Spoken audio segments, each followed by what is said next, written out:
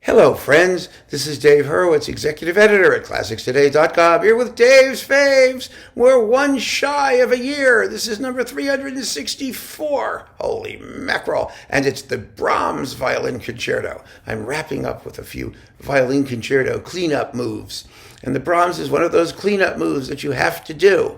It's an astonishingly great work, one of the handful of great romantic violin concerti. And boy, oh boy, there's so many good performances of it. It's not like it's tough to do. I mean, today's violinists, of course, can just toss it off. The harder thing is finding conductors who are worthy of the work, because it's a very, very symphonic concerto, and so you want to have an orchestra that's as good as the soloist, and you want to hear them interact and do things together. And so, well, my friends, I have a choice. It's got to be Oistrakh. It could be Oistrakh Klemperer or Oistrakh Szell. You can take your pick.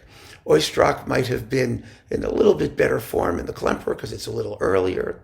Szell might be a little more Szell-like in the accompaniment, more strict and disciplined, but Klemperer, of course, was no slouch, and he has that fabulous woodwindy balance that he loved, which you really need, especially in the slow movement, the opening with its gorgeous oboe solo. So it's got to be Oistrakh, and it's got to be one of those. Which one is up to you? It really is. And there's no need to belabor the point, because, yes, there are other fabulous performances of the Brahms. I mean, there's Faves, there's Perlman, and then there's a bunch of really fine recent ones too by younger violinists. And so you're spoiled for choice. Let's just put it that way. We really are. We can do it any way we want to do it. But the key, as with the Beethoven, which of course is its model, is not to drag. Not to drag. Now, that doesn't mean that you can't be expansive. The first movement's like 25 minutes, almost no matter how you slice it. You could chop it down a couple minutes here, but much beyond that, and it's interminable.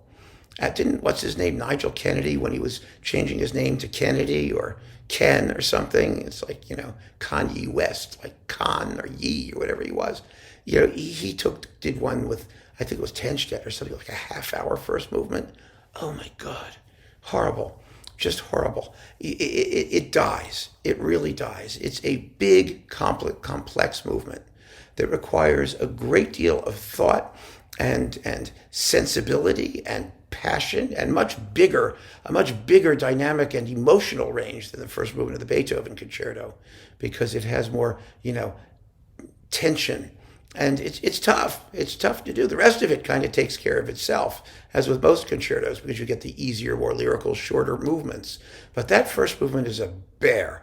And that's why it's so important to have a conductor who understands the whole shape of it and can do the entire thing in a breath, basically. Not like it has to go fast, as I said, but it has to be cogent. It has to make sense, one section to the next. So Klemperer and Szell were, you're not going to get more, cogent than that. Of course, there was Reiner with Heifetz, and, the great conductors. Let's just put it that way. There's a rule. There's room for the great conductors doing this music. There really are. And of course, today, violinists like to do them themselves, and they conduct and they play they conduct and play at the same time. But these are symphonic concertos. The Brahms, all of Brahms' concertos are, and you cannot do them by yourself. I don't care what anyone. I know they do it. I've seen. Recently, who did the two piano concertos? What's his name? I forget. Did the two piano concertos with conducting and playing from the keyboard? It's a stunt. And it's the same thing with the violin concerto. You must have a conductor. Or let's put it this way. If you have one, it's infinitely better than if you don't, normally. And that's what's wonderful, because you get two personalities, and that's what the concerto is about, a soloist and the orchestra, which is its own personality, and they have to cooperate and sometimes argue and find a way to work together, and that's the joy of it. That's what makes it so beautiful. So there you go. Oistrakh, David Oistrakh, the amazing David Oistrakh with, there we go. That was really good, Dave. The David Oistrakh with Klemperer or with Szell. take your choice. They're both on Warner, and you can get them lots of different ways. And that's it. Keep on listening, friends. Thanks so much for joining me. Take care.